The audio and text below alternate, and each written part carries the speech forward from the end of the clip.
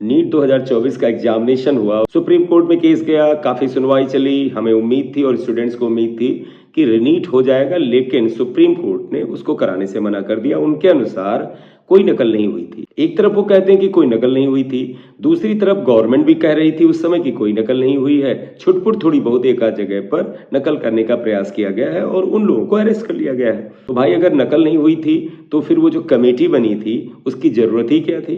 भाई सब कुछ अच्छा था ना 2024 में, तो कमेटी क्यों बनाई? और अगर वो कमेटी बनाई है तो इसका मतलब है कुछ फ्लॉस तो थे। तो नीट 2024 में जो फ्लॉस थे उनका हर्जाना सबसे ज्यादा केवल उन काबिल विद्यार्थियों को भुगतना पड़ा है जिन्होंने बड़ी मेहनत करके 600 से ऊपर मार्क्स निकाले थे। लेकिन नकल का ऐसा जाल बुना गया कि बहुत से काबिल विद्यार्थी भी उसमें फंस के रह गए और 650 के आसपास कट ऑफ गया। यूपी में जरूर ये कट ऑफ 647-48 के आसपास ओबीसी, जनरल और ईडब्ल्यूएस कैटेगरी का गया, क्योंकि बहुत सारी सीटें बड़ी थी। सुप्रीम कोर्ट ने जब रीनीट कराने से मना कर दिया, उसके बावजूद भी उन्होंने 7 मेंबर्स की राधाकृष्णन कमेटी को गठित किया था। इस कमेटी का काम था कि सितंबर 2024 के एंड तक अपनी रिपोर्ट बना कर दे कि कैसे फ्यूचर में एनटीए के द्वारा कराए जाने वाले एग्जामिनेशंस और नीट को बेहतर तरीके से कराया जा सके, जिससे कि इस तरह का जो लीकेज ऑफ द पेपर है ये अनसर्टेनिटी दूर की जा सके। इस कमेटी के बड़े रिनाउंड मेंबर्स हैं, जिसमें डॉक्टर राधाकृष्णन जो एक्सरो के पूर्व चीफ हैं, साथ ही साथ दिल्ली एम्स के जो एक्स डायरेक्टर हैं डॉक्टर रणदीप गुलेरिया, और इसके साथ ही और भी 5 बड़े ही रेनाउंड और काबिल लोग इसके मेंबर्स हैं।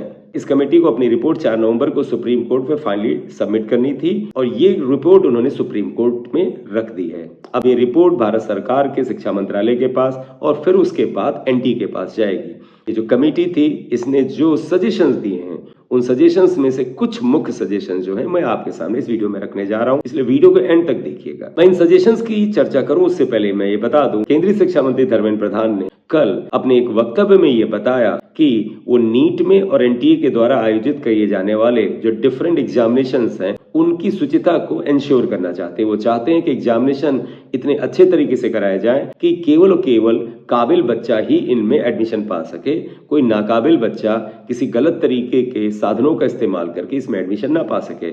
इसके लिए उन्होंने डिफरेंट स्टेट्स के जो शिक्षा विभाग है उनसे अनुरोध किया है कि वो कोऑपरेट करें, जिससे कि नीट का जो एग्जामिनेशन है और साथ ही साथ एनटीए के द्वारा कराए जाने वाले अन्य जो एग्जामिनेशंस हैं वो भी सही से कराए जा सके। शिक्षा मंत्री जी ने ये भी कहा है कि जो कमेटी के सुझाव होंगे उनको ग्रेजुअली अप्लाई किया जाएगा। ग्रेजुअल एप्लीकेशन का मतलब हुआ इमीडिएट इफेक्ट से 2025 में सारे चेंजेस नहीं लगाए जा सकते। तो इसलिए आप ऐसे विद्यार्थी जो ये सोचते हैं कि 2025 में कुछ ऐसे चेंज आ जाएंगे जो कि नंबर ऑफ अटेम्प्ट्स या एज लिमिट से रिलेटेड होंगे, तो आपका चांस कहीं मर न जाए, आपका चांस कहीं खत्म ना हो जाए, तो आप चिंता न करें। ये जो बेटा रिफॉर्म्स हैं, सजेशंस हैं, ये ग्रेजुअली धीरे धीरे आने वाले ईयर्स में लगाए जाएंगे। तो पहली तो ये एक इंपॉर्टेंट बात है। दूसरी इंपॉर्टेंट बात है कि नंबर ऑफ अटेम्प्ट्स की लिमिट को निश्चित रूप से अप्लाई किया जा सकता है। और ये लिमिट क्या है? आप ऐसे कई विद्यार्थियों ने कमेंट बॉक्स में ये पूछा कि ये कितने अटेम्प्ट्स हो सकते हैं, तो मैंने उसमें भी जवाब दिया कि ये अटेम्प्ट्स 3 से 4 हो सकते हैं। तो इस कमेटी ने जो सजेशन दिया है उसमें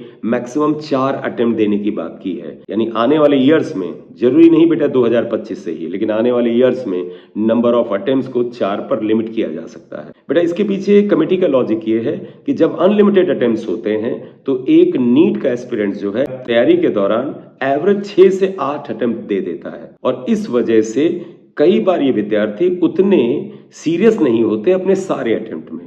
इसमें से बहुत से विद्यार्थी अपने शुरुआती अटेम्प्ट्स जो होते हैं, पहला, दूसरा या तीसरा अटेम्प्ट, उसमें उतने सीरियस नहीं होते हैं जितना कि एक कॉम्पिटिटर को होना चाहिए। इसलिए अगर अटेम्प्ट लिमिट को फिक्स कर दिया जाएगा तो ये विद्यार्थी जो हैं, जो असल में नीट कंटेंडर हैं, वो पहले अटेम्प्ट से ही अपना मैक्सिमम एफर्ट डालेंगे। इस बात में तो दम है कि जब नंबर ऑफ अटेम्प्ट्स लिमिटेड होंगे तो फिर स्टूडेंट्स अपने हर अटेम्प्ट में 100% एफर्ट डालने की कोशिश करेंगे। तो नंबर ऑफ अटेम्प्ट की जहां तक बात है उसको लिमिट किया जा सकता है। जहां तक एज लिमिट की बात है, अभी तक जो बेटा फिल्टर होकर के न्यूज आ रही है उसमें एज लिमिट पर कोई क्लियर बात नहीं की गई है। और ध्यान रखें बेटे, एज लिमिट इमीडिएटली 2025 वगैरह में लगाया भी नहीं जा सकता, इसलिए एज लिमिट को लेकर के अभी आप चिंता ना करें। लेकिन अक्सर होता है कि जब नंबर ऑफ अटेम्प्ट्स निर्धारित किए जाते हैं तो एज लिमिट निर्धारित ही हो जाती है, जैसा कि अभी जेईई एडवांस में हुआ।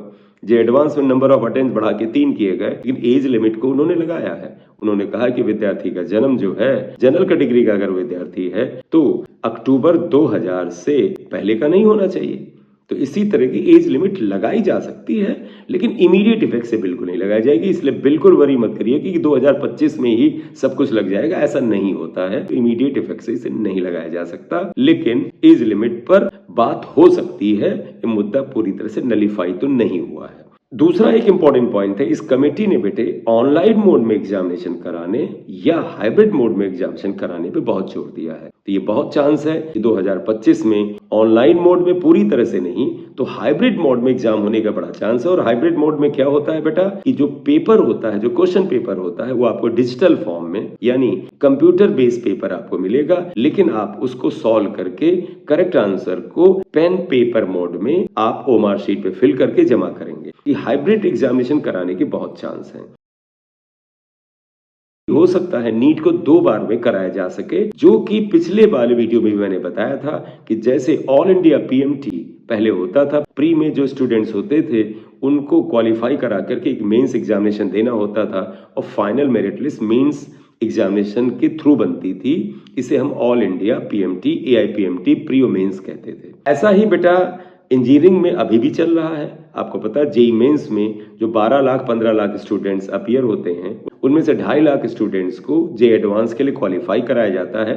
फिर जेईई एडवांस का एग्जामिनेशन इन 2.5 लाख स्टूडेंट्स का सीबीटी मोड यानी कंप्यूटर बेस्ड टेस्ट के आधार पर होता है। तो हो सकता है ऐसा ही नियम नीट में भी लग जाए, सारे बच्चों को ऑफलाइन में एक बार एग्जाम कराएं और उनमें से कुछ बच्चों को क्वालिफाई करा करके ऑनलाइन मोड में एग्जामिनेशन कराया जा सकता है। लेकिन अभी जो विश्वस्त सूत्रों से फिल्टर होकर खबर आ रही है और जिस हिसाब से समय भी बेटा लिमिटेड होता जा रहा है 2025 के नीट के लिए, तो बहुत चांस है कि ये हाइब्रिड मोड में एग्जामिनेशन हो।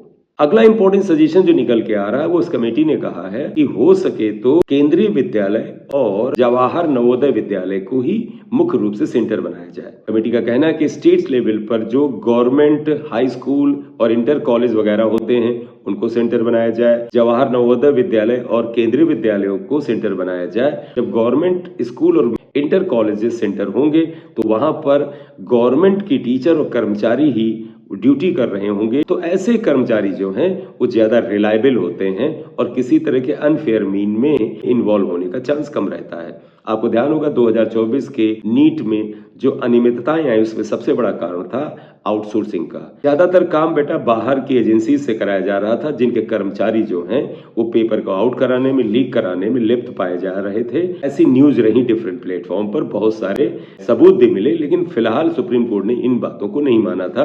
लेकिन ये तो था कि आउटसोर्सिंग की गई एजेंसीज जो थी इन्होंने घालमेल तो किया था। इस कमेटी के मुख्य बेटा सजेशंस में से एक ये भी है कि गवर्नमेंट कॉलेजेस और स्कूल्स में ही एग्जाम कराया जाए। इसीलिए बेटा केंद्रीय एजुकेशन मिनिस्टर धर्मेंद्र प्रधान जी ने भी डिफरेंट स्टेट से अपील की है कि वो नीट और एनटीए के एग्जामिनेशंस को सही से कराने में सहयोग करें। तो ये कुछ पॉइंट थे।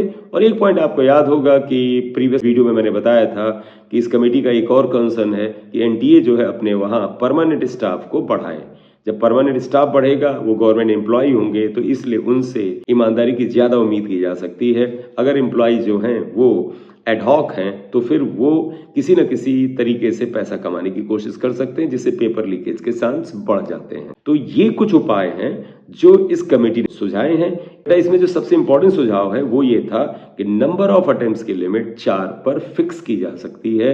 हो सकता है 2025 से ये ना लिमिट लगे तो आने वाले ईयर्स में निश्चित रूप से अप्लाई होगी। इस वीडियो में मुख्य बातें यही थी बेटा, कुछ न कुछ चेंज तो नीट 2025 में और आने वाले ईयर्स के नीट में जरूर होगा। और बेटा इससे स्टूडेंट्स को ये लाभ होगा कि एग्जामिनेशन ज्यादा बेहतर तरीके से, ज्यादा ईमानदार तरीके से होगा, तो उनके चांस एडमिशन पाने के बेहतर होंगे। और एडमिशन वैसे भी ऐसे विद्यार्थियों को होना चाहिए जो लोग डिजर्विंग हैं। इस वीडियो में बेटे यही बात करनी थी। इस पर और न्यूज आती रहेगी तो आपके साथ शेयर करते रहेंगे। Thank you very much for watching the video. This is M Singh sir here. अगर आप चैनल पर नए हैं तो काइंडली से सब्सक्राइब कर दीजिएगा और प्लीज वीडियो को लाइक कर दीजिए। Thank you very much.